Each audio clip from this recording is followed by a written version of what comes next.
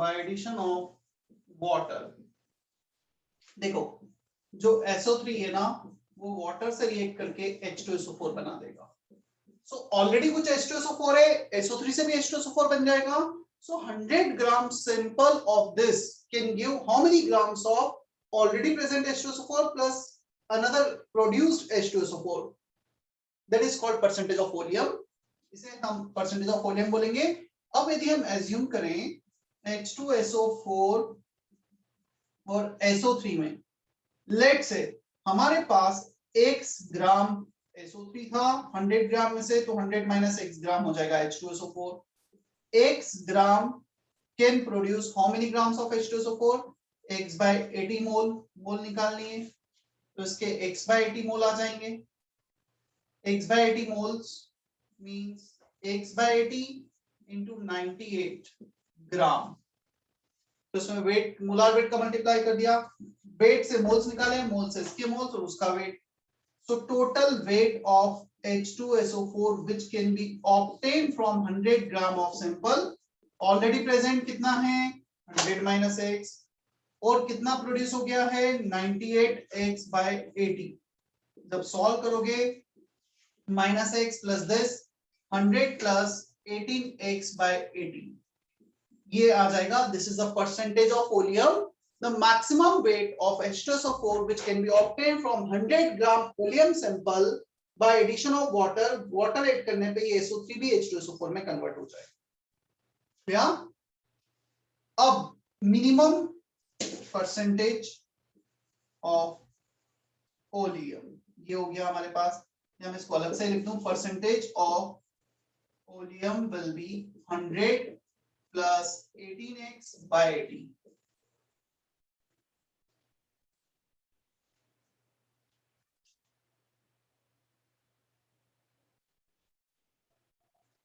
Copy कर लो. Minimum और maximum percentage निकालो. एक बार x को 0 रखो, एक बार x को 100 लिख दो. मतलब 0 ग्राम SO3 प्रेजेंट है, पूरा का पूरा 100 ग्राम SO3 प्रेजेंट है. दो एक्सट्रीम केस रख के मुझे लिमिट बताओ परसेंटेज ऑफ वॉल्यूम. समझ में आया इतना? अथर्व, अनुरूप, भार्गव? Yes sir.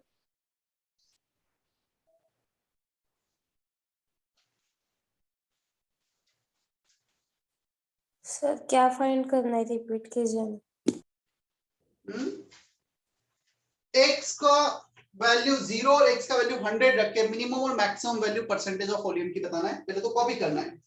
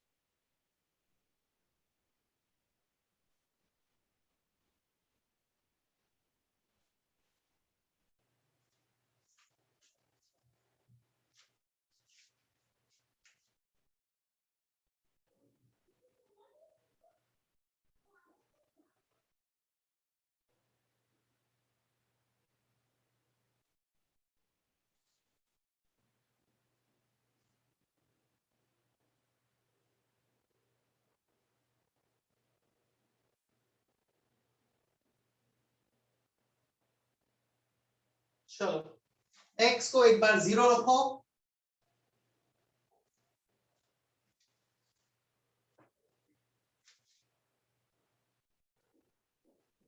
मतलब 100% H2SO4 है, x को 0 रखा तो परसेंटेज ऑफ ओलियम आ गया हमारे पास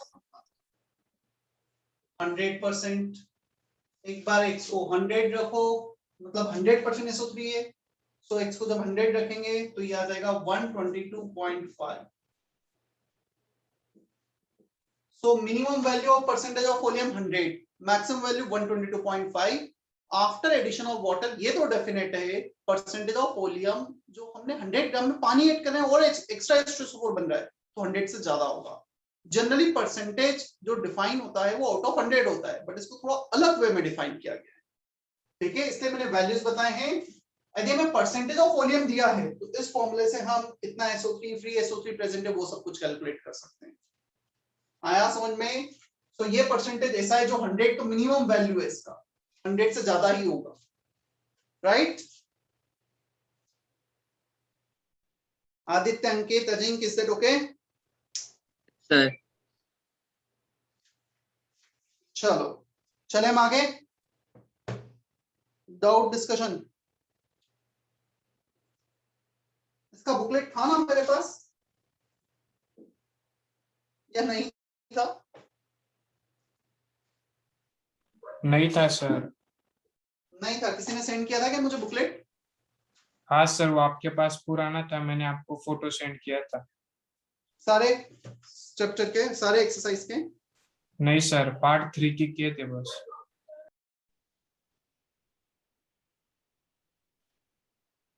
अच्छा, कितने पेजेस के एक्सरसाइज हैं? तो करना मुझे आगे के भी, एक्सरसाइज 2 के भी, एक्सरसाइज 3 के भी, पूरा ही सर देगा ना बुकलेट? बोल। स्टार्टिंग से करूँ ना सर? स्टार्टिंग से कर दे। चलो जल्दी से एक्सरसाइज 1 पार्ट 1 डाउट्स टाइप करो चैट बॉक्स में। Exercise 1 part 1।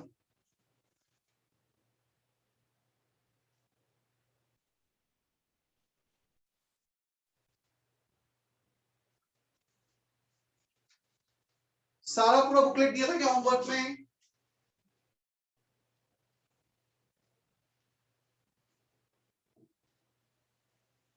बोलो यार, कोई तो कुछ बोलो।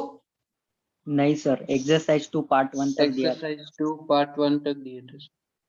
ठीक है, exercise 1 part 1 doubts.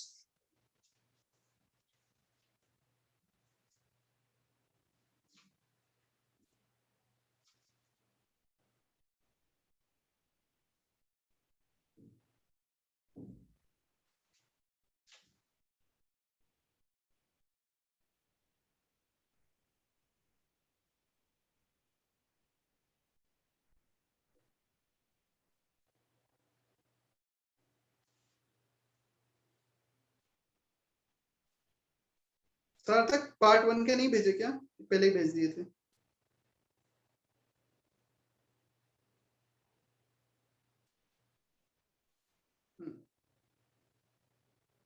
Exercise 1 part 1 के डाउट्स आए हैं। E1, E1, E2, F1, F2। E1 exercise 1 part 1, 10 gram sample of bleaching powder was dissolved into water to make the solution 1 liter.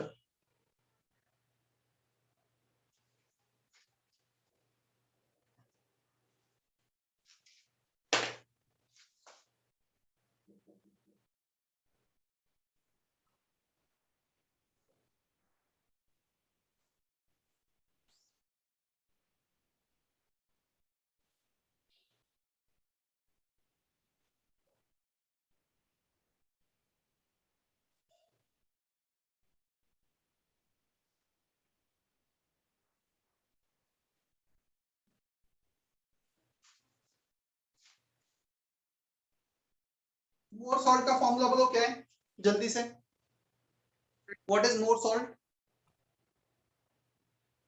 Ferrous ammonium sulphate कुछ ऐसा था क्या? हाँ, NH4 whole twice SO4 dot FeSO4 dot 24 is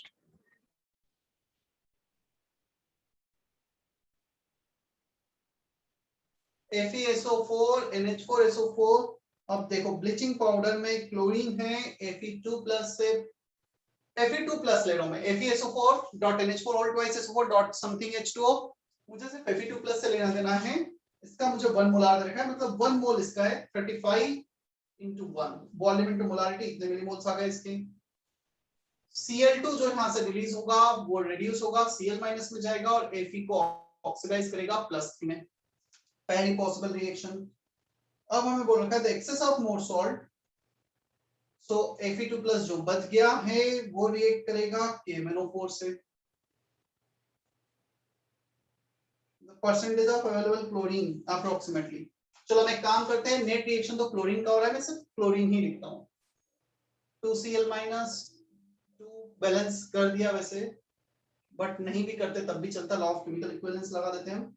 KMnO4 का required है 30 ml 0.1 molar, इसका इन factor है acidic medium में 5 Fe3 plus and Mn2 plus,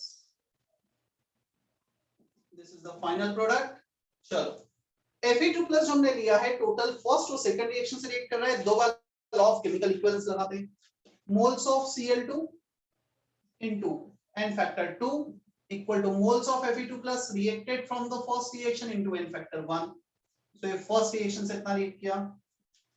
second पे आ जाते हैं, moles of KMnO4 which is 30 into 0.1 into n factor 5 moles of Fe2 plus reacted from second reaction into n factor 1, दोनों को add कर दो, so moles of Cl2 into 2 plus 3 5s of 15 millimoles, इन दोनों को add करोगे तो total millimoles आ जाएंगे, volume into molarity 35 into 1, moles of Fe2 plus from first plus moles of Fe2 plus from second is total given।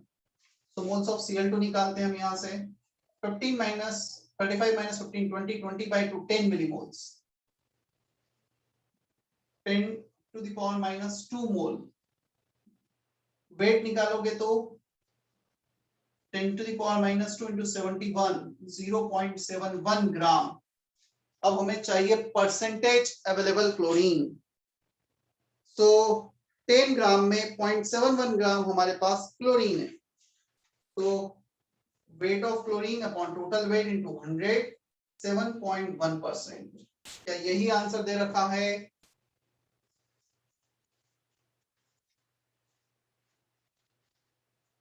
Confirm करो Amogh Nishant. Yes, sir.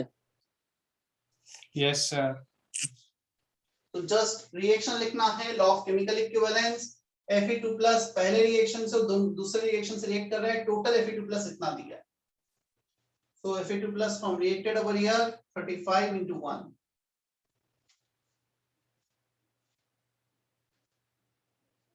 अभी clear है question? Yes, Yes, sir. sir. Yes, sir.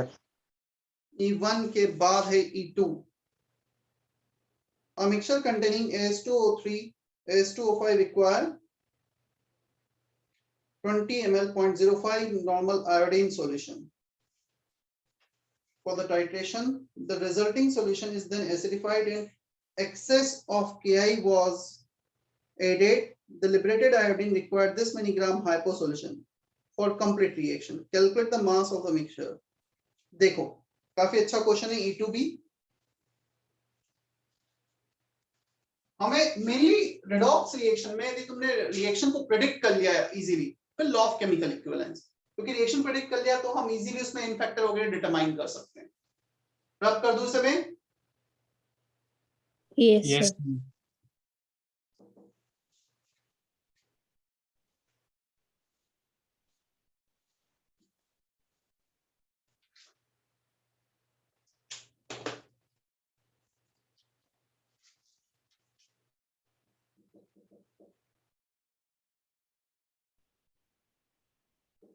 is to 2O3 plus As2O5. Calculate the mass of the mixture. चलो इसका W1 ले लेते हैं या moles में डील कर लेते हैं। इसके N1 मोल्स, इसके N2 मोल्स। अब सबसे पहले आयोडीन रिएक्ट कर रहा है। अब आयोडीन रिएक्ट करेगा, रिएक्शन भी दे रखा है, अच्छी बात है। आयोडीन सिर्फ रिएक्ट करेगा H2O3 से। ऐसा क्यों? बिकॉज आयोडीन खुद रिड्यूस होगा, इसे ऑक्सीडाइज करेगा और आर्सेनिक जा रहा है H2O5 +3 से +5। अब H2O5 में तो ऑलरेडी आर्सेनिक +5 है, ये तो आयोडीन से रिएक्ट करेगा नहीं। क्लियर? तो ये रिएक्शन होगा सबसे पहले 20 ml 0.05 नॉर्मल, 20 ml 0.05 नॉर्मल, इतने मिली इक्विवेलेंट इसके लग गए। The resulting solution is then acidified, मतलब इसके moles N1 into N factor +3 to +5 2 arsenic per molecule, so N factor is 4। so इसका N1 आ गया हमारे पास, ये होता है 25 100 1/4 0.25। ये मिली इक्विवेलेंट है, मिली मोल्स आ गए हमारे पास। अब हमें दे रखा है सेकेंड रिएक्शन में ये जो H2O5 बना है, जो ऑलरेडी H2O5 होगा, they are reacting with I- to give H2O3 and I2। या यहाँ पे +5 से +3 में जाएगा, ये -1 से 0 में जाएगा, और हमें आयोडाइड सॉल्यूशन का रिक्वायर्ड है नहीं, इसमें कोई इंफॉर्मेशन है अभी तो जो I2 बना है वो फर्दर रिएक्ट कर रहा है। तो I2 जो बना है वो रिएक्ट कर रहा है हाइपो सॉल्यूशन से H4O6 प्लस I-।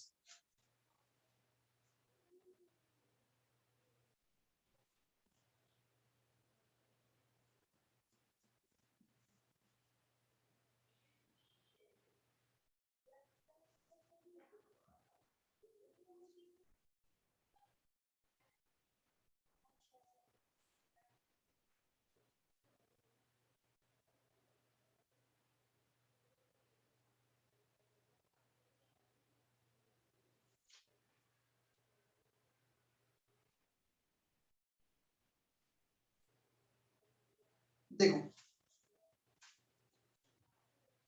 अब ये जो H2O5 बना है, N2 मोल्स ऑलरेडी थे, N1 मोल्स यहां से बन गए, H2 आर्सेनिक 2 तो इसके भी N1 मोल्स हो गए। टोटल यहाँ पे मोल्स हो गए N1 + N2 हमारे पास।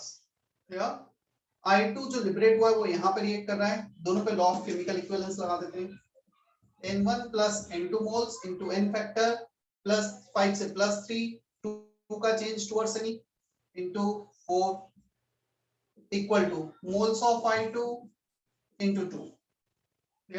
यही I2 यहां से रिएक्ट कर रहा है, so moles of I2 into N factor 2, weight 1.116 upon molar weight of Na2H2O3.5H2 दे रखा है। क्या किसी ने इसका मोलार वेट निकाला है Na2H2O3.5H2 का? 248 आते सर। 48 N फैक्टर +2 से +2.51, तो दोनों का रेशो ले लो, ये कैंसल, इसे इक्वेट कर दो। N1 का वैल्यू हमने निकाला था 0.25 into 4 1 plus 4 times of N2 1.116 by 248। अच्छा ये मिली मोल्स थे ना, ये 0.25 मिली मोल्स था हमारे पास। तो एक काम करते हैं, इसको 10⁻³ या इसको हम एक काम करते हैं मिलीमोल्स में कन्वर्ट कर लेते हैं, सब कुछ मिलीमोल्स में चल रहा है, into 1000 कर दिया। So everything is in millimoles, 116 divided by 248 minus 1 divided by 4, तो N2 हमारा आ रहा है 7/8। अब हमें चाहिए टोटल वेट। आर्सेनिक पेंटासल्फाइड का वेट निकाला है किसी ने? 150 plus 16 5s are 80, 230 198 प्लस इसके मोल्स है हमारे पास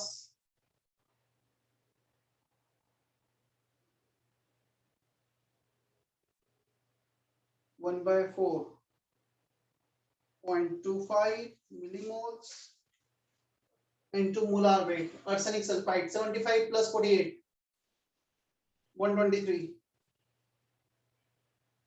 क्या आंसर 0.232 ग्राम दे रखा है क्या? कितना दिया है आंसर?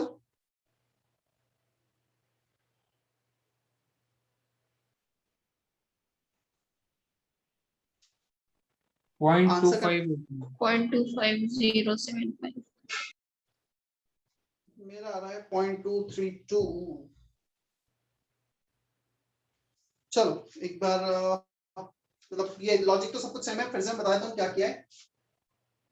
ये रिएक्शन लिया, moles into N factor, volume into normality. So in millimoles में मिलीमोल्स आ गए हमारे पास यहाँ पर. फिर H2O5 जो ऑलरेडी प्रेजेंट था, N2 और जो यहां से बना है N1, दोनों के मोल्स को ऐड कर दिया. ये I माइनस से रिएक्ट कर रहा है, I2 बन रहा है, ये I2 फर्दर इससे रिएक्ट कर रहा है. Clear? So N1 plus N2 into N factor 4 equal to moles of I2 into N factor 2, moles of I2 into N factor 2, moles of this. मुझे Na2H2O3 का उसका मोलर वेट चेक करने दो. 23 into 2 46 Na2 S2 64 O3 48.5 H2 90. तो 48 आ रहा है ये भी. सो मिलीमोल्स में भी हम चल रहे हैं 1116 divided by 248 whole divided by 4 और वो था -1/4 -0.25 7/8 सही आ रहा है वो भी. आर्सेनिक सल्फाइड, आर्सेनिक का वेट कितना दिया है क्वेश्चन में? 75 है ना? Yes, sir. 75 into 2 Yes, sir. 150 16 5s are 80. ये भी सही है. 75 into 2 150. अच्छा ये मैंने गलत ले लिया था, इसलिए वो आंसर थोड़ा सा लगाया. ये 220 248 होगा और मैंने इसको ले लिया था बेसिकली 223 और ये होगा सर वो 198 होगा. 198. 198. 230. तो ये मैंने थोड़ा सा गलत कर दिया था. इसका मोलार मास मैंने 123 ले लिया था. फिर से चेक कर लेते हैं. 7/8 millimoles into molar weight. Molar weight इसका है 230 plus 0.25 millimoles into molar weight 198. अब ये सॉल्व करने पे एग्जैक्टली आ रहा है 0.25. कितना? 0.250 0.251 रफली. इतना ही दे रखा है ना आंसर? Yes sir. हाँ सर. कर रहा है मैच. ठीक है, मैंने इसको 75 प्लस 48 ले लिया था 123. एक 75 मिस कर दिया था.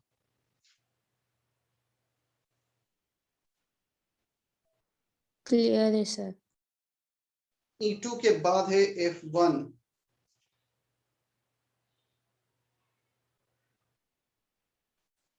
F1 20 ml of H2O2 after acidification with dilute H2SO4 required 30 ml of 1/12 KMnO4 for complete oxidation.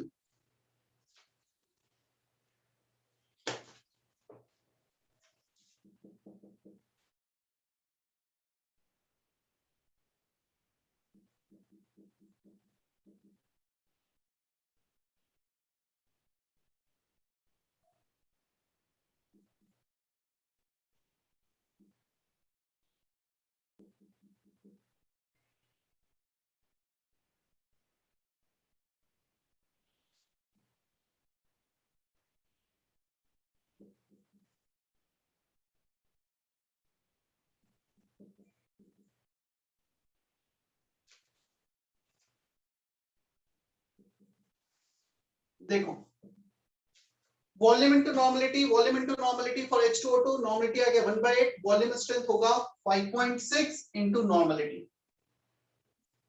Is that okay F1? Saima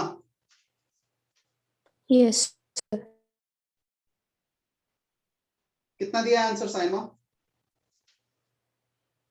sir वो ग्राम पर लीटर में दिया है 2.12 ग्राम पर लीटर। तो ग्राम पर लीटर में है, तो फिर एक काम करो, स्ट्रेंथ पूछा, अच्छा मैंने वॉल्यूम स्ट्रेंथ निकाल दिया, तो फिर यहाँ पर मोलारिटी कर देते हैं इनटू n फैक्टर 2 कर देते हैं H2O2 का, तो यहाँ पे आ जाएगा 16 मोलारिटी हो गया 16 हमारे पास 1/16 इंटू 34 मोल पर लीटर इंटू मोलार वेट ग्राम पर लीटर, 2 पॉइंट समथिंग कुछ दे रखा होगा, राइट। हाँ sir. F2 100 ml sample of water was treated to convert any iron present Fe2 plus, addition of 25 ml 0.2 molar K2CO2, reaction is given, the excess of K2CO2 being titrated by 75.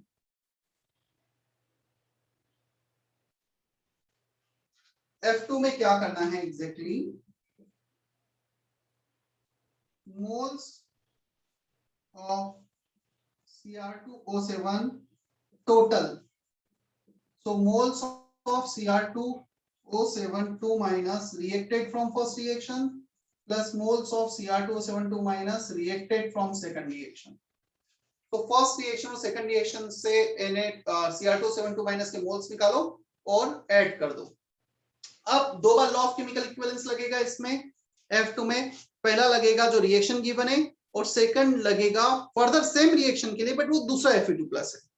So Fe2+ का हमें दोनों बार volume और molarity दे रखा है, n factor will be 1। कर पाओगे क्या? Yes sir. Try करना ना। So total Cr2O7 minus first reaction से किया, सेकंड से किया, दोनों रिएक्शन पे लॉ ऑफ केमिकल इक्विवेलेंस लगाओ, जैसे ये किया था हमने, नहीं इसके पहले वाला किया था, और दोनों को ऐड कर देना।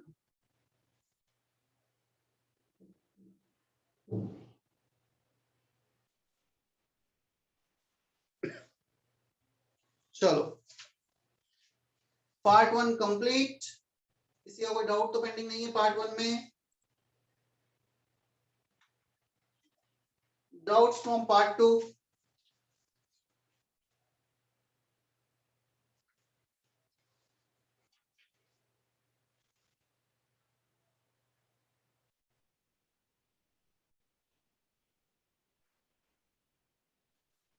Doubts from part 2?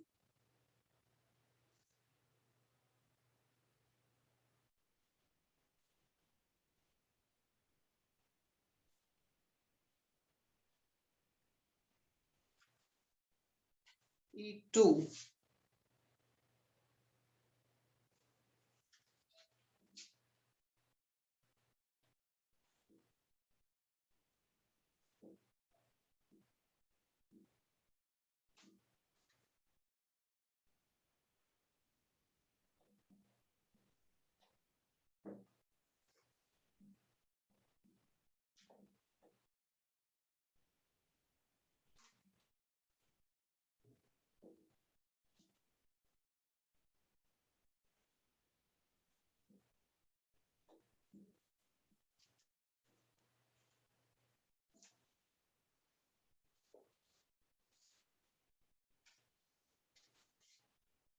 E2 part 2.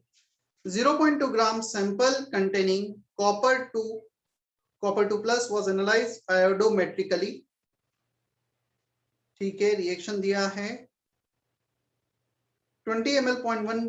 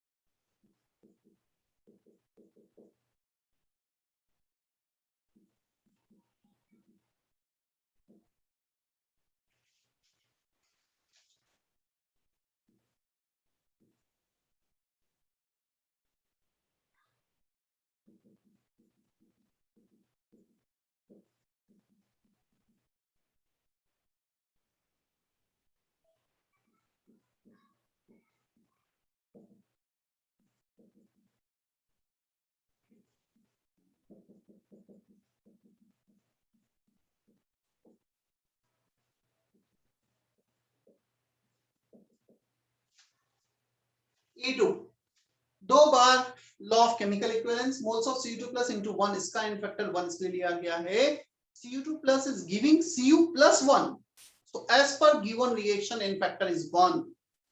Moles of I2 into 2, जो I2 लिबरेट हुआ है वही सेकंड रिएक्शन हाइपो से रिएक्ट कर रहा है, volume molarity into in factor of hypo solution, दोनों का रेशियो लिया, ये कैंसिल, ये वो मोल्स I2 के जो फर्स्ट से रिएक्ट प्रोड्यूस हो रहे हैं वही रिएक्ट कर रहे हैं, सो मोल्स ऑफ CO2 आ गया, वेट आ गया, out of 0.2 gram sample 0.123 gram copper is present, percentage आ जाएगा। क्या E2 Clear, क्लियर sir. है? Yes, Yes, हाँ sir. sir.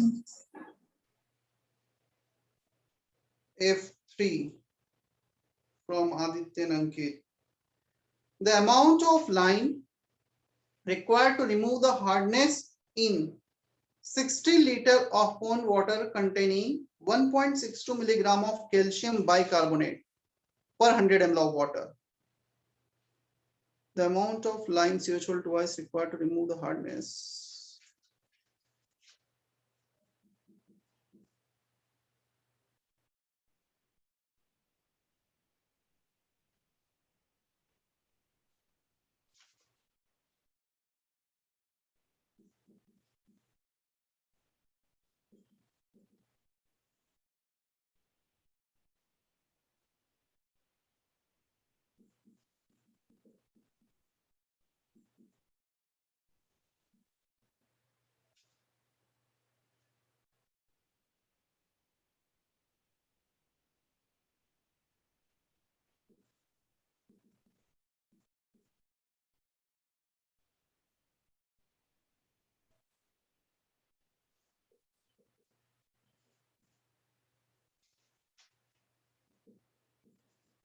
देखो, moles of calcium bicarbonate, weight by molar weight इतना प्रेजेंट है 100 ml में, तो 100 ml को लीटर में कन्वर्ट किया, 0.1 लीटर से डिवाइड किया, तो 60 लीटर को हमें बेसिकली हार्डनेस रिमूव करना है, so this is the moles of CaHCO3 whole twice present in 60 litre. Molar weight by molar weight 60 litre में चाहिए, ये दे रखा है 0.1 लीटर में, 0.1 लीटर से डिवाइड किया, 60 का मल्टीप्लाई। चलो अब मुझे बताओ रिएक्शन क्या होगा, CaHCO3 whole twice plus CaOH whole twice, क्या रिएक्शन लिखा था? Anyone? CO3 plus H2O. CaCO3 plus H2O, reaction को बैलेंस करेंगे, 2CaCO3, 2H minus 2H plus 2H2O, 2 carbon 2 carbon, clear? So इसके 1 मोल के लिए CH twice का 1 मोल रिक्वायर्ड है बैलेंस रिएक्शन में, सो इतने मोल्स हमें दे रखे हैं और हमें पूछा है F3 में कितने ग्राम इसका रिक्वायर्ड है, तो इसके भी CH twice के भी इतने ही मोल्स आ गए, अब उसका ग्राम चाहिए 1.62 10 to the power minus 3 40 5918 118 plus 14 158, ये हो गया 600 into molar weight, calcium OH whole twice 40 plus 16 1 17 34 plus 40 74, calculation तुम कर लेना, ठीक है? Sir.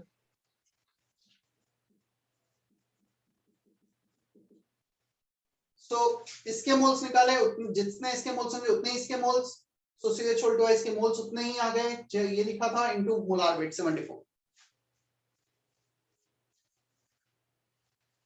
चलो part 2 complete, no pending doubt in part 2।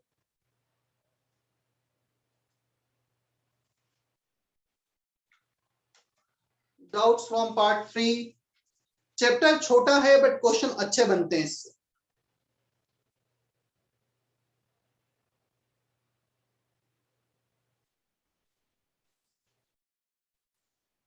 Doubts from part 3,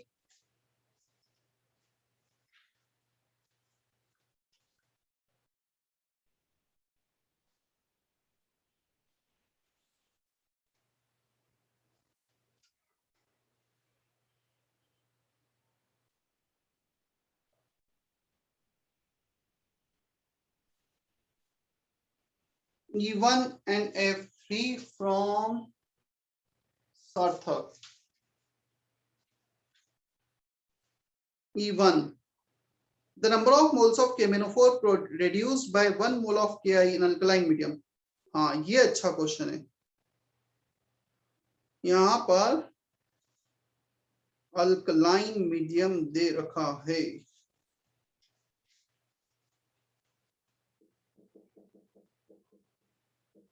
KMnO4 I minus MnO2 बनेगा +4 और I माइनस अल्कलाइन मीडियम में बनाएगा आयोडेट.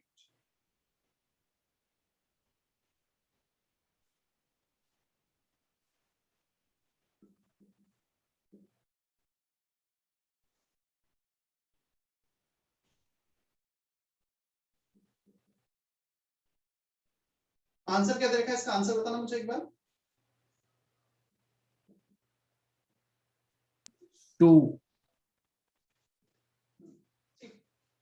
देखो यहाँ पे थोड़ा सा ट्विस्ट ये है, अल्कलाइन मीडियम में I माइनस I2 देता है एसिडिक मीडियम में, ठीक है. और यदि अल्कलाइन मीडियम दे रखा है तो ये देता है iodate ion, IO3 minus alkaline. हाँ, माइल्ड अल्कलाइन भी दिया है ना, ये रिएक्शन लिख लो चाहो तो लेक्चर नोट्स में. माइल्ड अल्कलाइन भी दिया है तो फिर ये बनेगा I माइनस से I2. तो माइल्ड अल्कलाइन और एसिडिक मीडियम में ये बनेगा. अल्कलाइन और स्ट्रॉन्ग अल्कलाइन मीडियम में इसका जो I माइनस कन्वर्ट होता है वो होता है iodate ion. N factor 1 N factor 6 -1 से +5. बाकी ये अल्कलाइन या फिर न्यूट्रल मीडियम में बनाएगा +4. सो इसका मोल्स इंटू N फैक्टर 3 +7 से +4 -1 से +5 N factor is 6. Sir yes sir हमें क्वेश्चन में गिवन नहीं है कि वो माइल्ड अल्कलाइन मीडियम है या फिर स्ट्रॉन्ग, तो हमें स्ट्रॉन्ग ही अज्यूम करना है क्या? नहीं. देखो यदि हमें KMnO4 की बात करूं, अल्कलाइन भी दे रखा है ना, तो +4 नॉर्मल अल्कलाइन. स्ट्रॉन्ग अल्कलाइन होगा ना तो फिर हम एज्यूम करेंगे +6. और इसमें अल्कलाइन दे रखा है तो +5. माइल्ड अल्कलाइन दे रखा है तो फिर ये वाला केस. मतलब अल्कलाइन में मैं माइल्ड और स्ट्रॉन्ग दोनों एक सच डायरेक्ट तो एज्यूम नहीं कर सकता हूं, नॉर्मल अल्कलाइन बोल सकते हैं. सो डिपेंड करता है कौन सा रिएक्शन है. जैसे KMnO4 में Mn +4 में जाता है न्यूट्रल और अल्कलाइन मीडियम में. अगर और स्ट्रॉन्ग अल्कलाइन की बात करेंगे तो फिर +6 में जाएगा. ठीक है. हाँ सर. E1 के बाद है F2 and F3. F2 temporary hardness is due to bicarbonate of this and this is removed by CO as follow. ठीक है. Mass of CO required to precipitate 2 gram of CaCO3. Mass of CO required to precipitate 2 gram of, इसमें क्या doubt है? POC लगा दो. POC नहीं, मोल method लगा दो, बैलेंस रिएक्शन है. 2 ग्राम CaCO3 दे रखा है हमें फाइनल प्रोडक्ट और CO का मास पूछा है. Moles bye 1 moles bye 2. इसका आंसर यदि मैं तुम्हें डायरेक्टली बताऊं तो इसका आंसर आ जाएगा 2 ग्राम मतलब 2 by 100 moles by coefficient 1 by 100 moles आ गए इसके इनटू 0.56 ग्राम. कितना दे रखा है आंसर? वही है sir. Mole method direct. Moles of CO bye coefficient, moles of CaCO3 bye coefficient. ठीक है.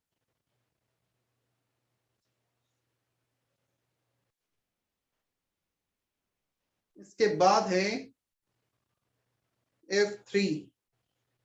For decolorization of 1 mole of KMnO4, the moles of H2O2 required.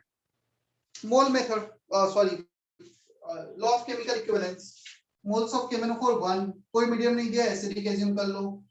जो इसका जनरलाइजेशन होता है moles into N factor moles of H2O2 उसका n factor होता है 2। Answer 5/2 2.5 2.5 दे रखा है क्या आंसर F3 का? हाँ sir. Yes, sir.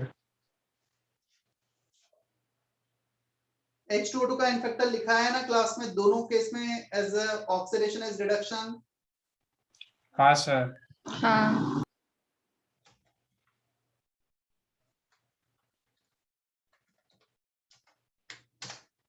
Doubts from exercise 2 part 1 fast.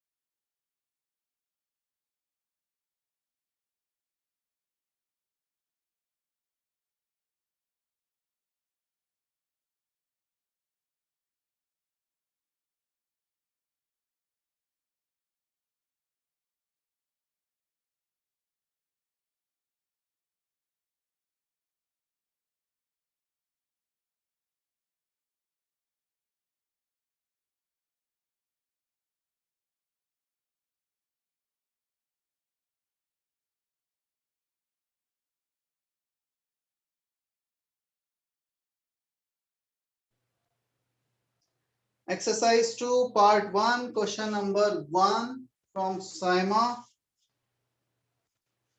The equivalent weight of a metal double that of oxygen, how many times is the weight of its oxide greater than weight of metal?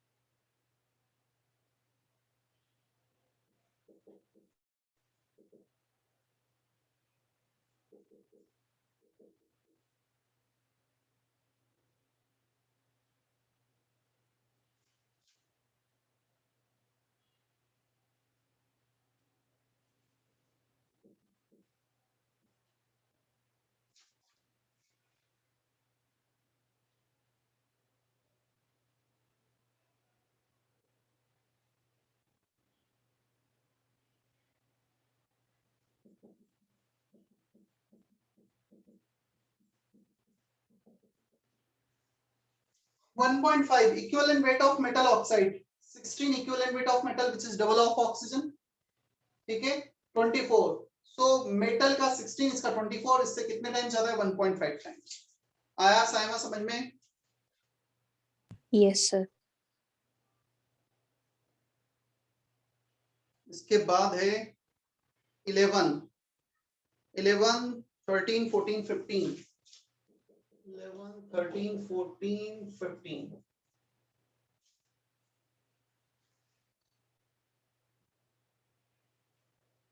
1 gram of Na2SO4 is boiled with excess of Ki.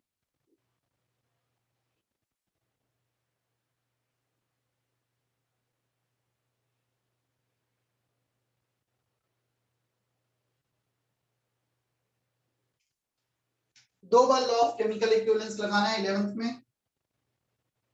पहला reaction तो दिया ही है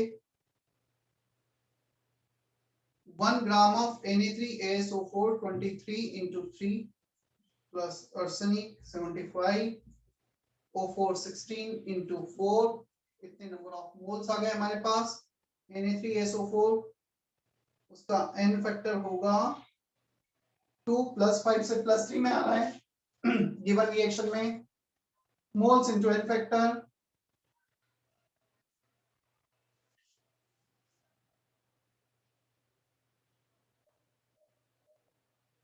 equal to moles of I2 into n factor 2। अब जो I2 हमारा liberate हुआ है hypo solution, so volume into normality 0.2 और मोल्स ऑफ I2 इनटू 2 दोनों का रेशियो ले लो और V के लिए सॉल्व कर लो। दो रिएक्शन है, पहला ये रिएक्शन, सेकंड हाइपो वाला reaction. Volume into normality of hypo, normality दे रखी तो इनफैक्टर मल्टीप्लाई नहीं करना है, वैसे भी 1 होता है। Moles of I2 into 2 ratio लिया, ये कैंसल, इन दोनों को इक्वेट करके V के लिए सॉल्व कर लिया, हो जाएगा 11 मोल। हाँ सर।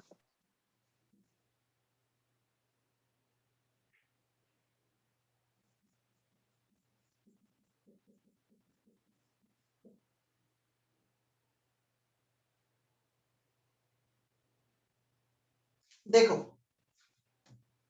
बैलेंस करना है वैसे 13 में, कुछ और नहीं है। मैं तुम्हें लॉ ऑफ केमिकल इक्विवेलेंस से बैलेंस करना बताता हूँ। 0 से माइनस में जा रहे हैं, क्लियर। तो यहां से यहां पर एक इलेक्ट्रॉन गेन हो रहा है, 0 से +5 जा रहे हैं, 5 इलेक्ट्रॉन यहाँ पे लूज हो रहे हैं। सो डेफिनेटली यदि एक इलेक्ट्रॉन गेन हो रहा है, 5 इलेक्ट्रॉन लूज हो रहे हैं, there should be formed in the ratio 5:1। यहां से आप 5 इलेक्ट्रॉन गेन, 5 इलेक्ट्रॉन लॉस, अब बैलेंस होगा, आयोडीन को बैलेंस करोगे 3I2 6 आयोडीन। सो 6 आयोडीन में से 5 आयोडीन यहाँ पे गए और एक आयोडीन यहाँ पे चला। आया समझ में? अदरवाइज पूरा बैलेंसिंग जो 11th में सिखाया है वो उससे भी जा सकते हो।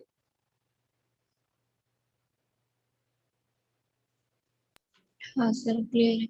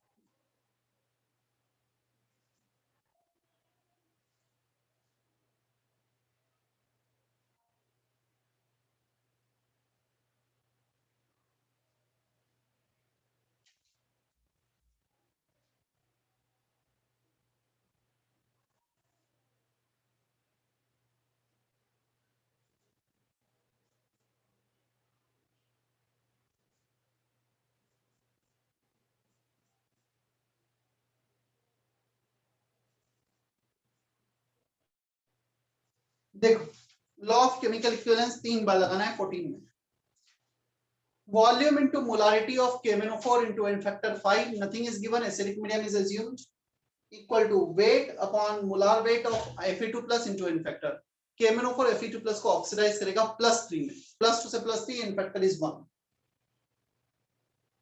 Second case 0.1 liter KMnO4, 0.1 ml KMnO4 into N factor 5 into molarity, मतलब जैसा ऊपर लगाया था सिर्फ वॉल्यूम चेंज हुआ है, equal to volume into molarity into N factor, ये है KHC2O4.H2C2O4।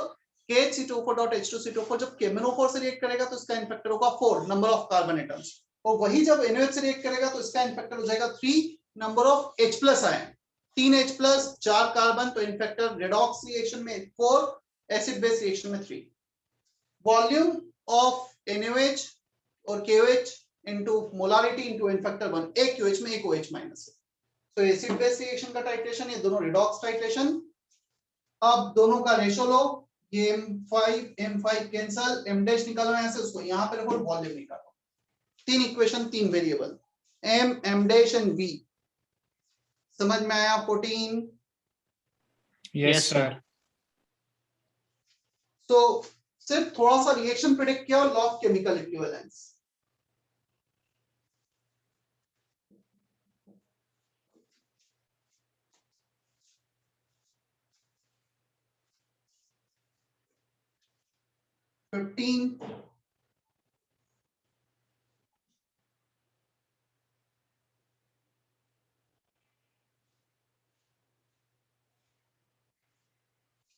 Amount of oxalic acid present in a solution can be determined by its titration with KMnO4 solution in the presence of H2SO4. The titration gives unsatisfactory result when carried out in the presence of HCl.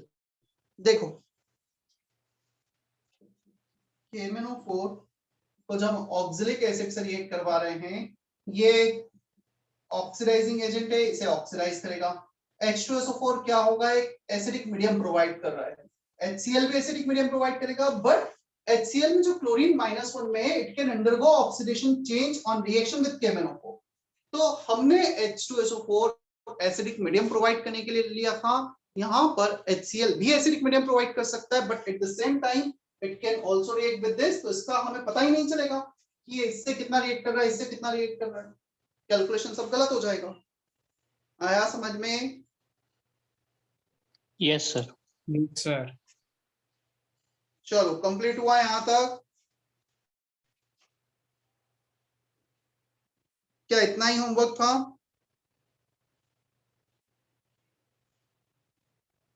सार्थक, मुझे exercise 3 JEE advance previous year के question भेजना एक बार। हाँ sir. अब ये बताओ, ये हमारा कंप्लीट हुआ, इसके बाद जो भी प्लानर में होगा देखना पड़ेगा मुझे क्या है, शायद सॉल्ट एनालिसिस होगा, एनायनिक एनालिसिस, वो करेंगे। किसका HLP करना है हमें, कौन सा HLP डिस्कस करें?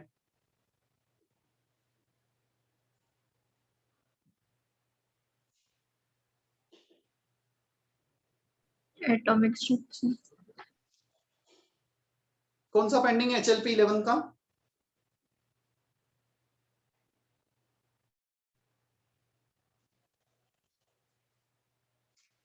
कौन से हो गए, कौन सा पेंडिंग है मुझे ये तो बता दो, कौन सा पेंडिंग है 11 का? Atomic Atomic. structure, ma'am.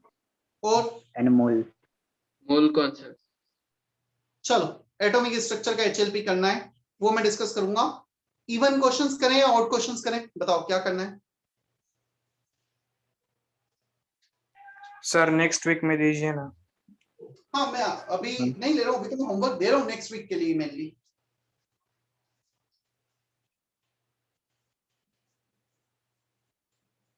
कितने क्वेश्चन है उसके HLP में?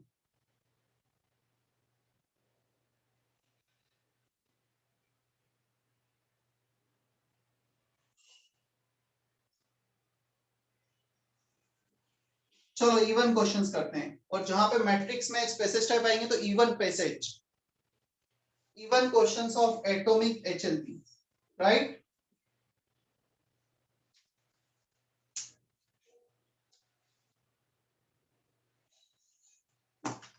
मैं एटॉमिक और मोल के HLP डिस्कस करूंगा, उसके बाद फिर नेक्स्ट चैप्टर स्टार्ट करूंगा। जिसका HLP एटॉमिक का हो जाता है, उसके बाद इवन क्वेश्चंस करने हैं मोल के भी। सर ये कब डिस्कस होगा, हाँ, यह कब डिस्कस होता है एटॉमिक का HLP? Next week. अभी इस वीक में एक लेक्चर है, उसमें तो भी ये भी डिस्कशन बाकी है, बाकी थोड़ा बहुत कर लोगे तो अच्छी बात है, उस दिन भी कर लेंगे, नहीं तो नेक्स्ट वीक तो होगा ही। एक वीक का टाइम है तुम्हारे पास। सर नेक्स्ट वीक में सैटरडे वगैरह को रखो ना, या क्यों? स्टार्टिंग में मत। चलो देखते हैं, तुम ट्राई स्टार्ट तो करना, जैसा भी होगा। संडे को टेस्ट नहीं है ना, इस संडे को तुम्हारा? वो नहीं पता। थर्ड संडे के?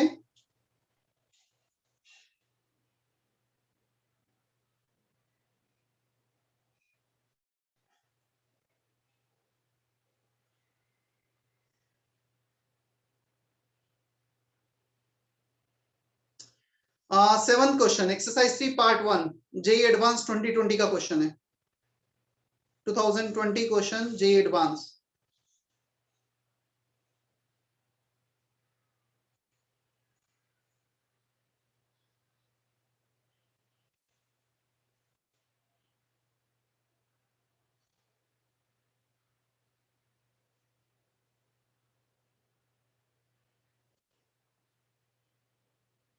क्वेश्चन नंबर 7 अभी ट्राई करना है, और क्वेश्चन नंबर 7 हो जाता है तो क्वेश्चन नंबर 5 करना है।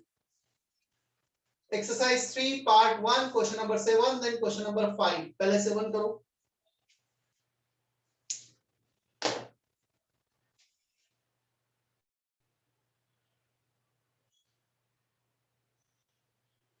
और लक्ष्य का आज तो मैंने सिर्फ डाउट से लिया, हालांकि रिकॉर्डिंग तो मैं शेयर कर दूंगा। और रही बात 7th वाले लेक्चर की रिकॉर्डिंग, यदि जैसे लक्षिका कभी रिकॉर्डिंग नहीं होती ना, तो तुम उसी टाइम मैसेज कर दिया करो नहीं अपलोड होती है तो, क्योंकि अब 7 तारीख की रिकॉर्डिंग कहाँ से लेक्चर हुआ था, क्या हुआ था, चेक कर लेता हूँ अभी होगी तो। रिकॉर्डिंग की थी 7 को लास्ट लेक्चर में। Yes, sir.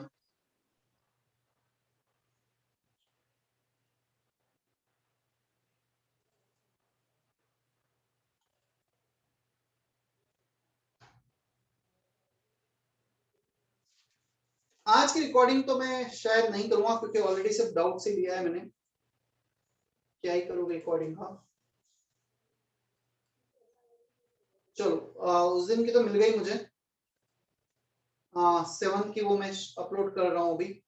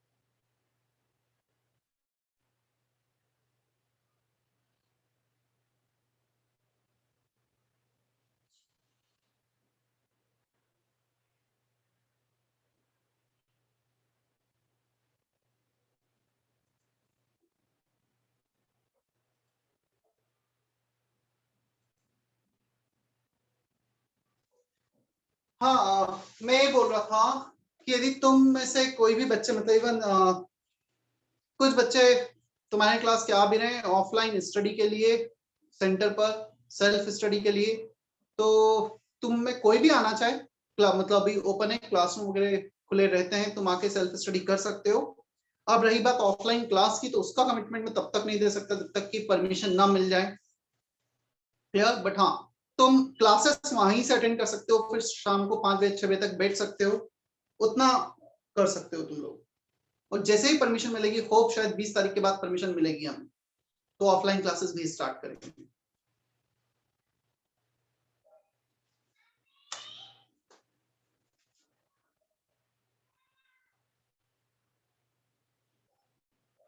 ठीक है, चलो वो दोनों क्वेश्चंस कर लेना, डिस्कस करते हैं नेक्स्ट टाइम में। फिर अभी मुझे भी कहीं एक जगह जाना है ऑफिस जाने के पहले, और नेक्स्ट टाइम कंटिन्यू करते हैं। फिर हम नेक्स्ट लेक्चर जो मेरा शायद 1 या 2 दिन में, जब भी इस वीक में, मैं बचा हुआ एक्सरसाइज 2 एक्सरसाइज 3 पूरा डिस्कस करने वाला हूँ इस चैप्टर का, क्लियर। और ट्राई करना वो हो जाता है तो फिर HLP एटॉमिक E1 क्वेश्चंस।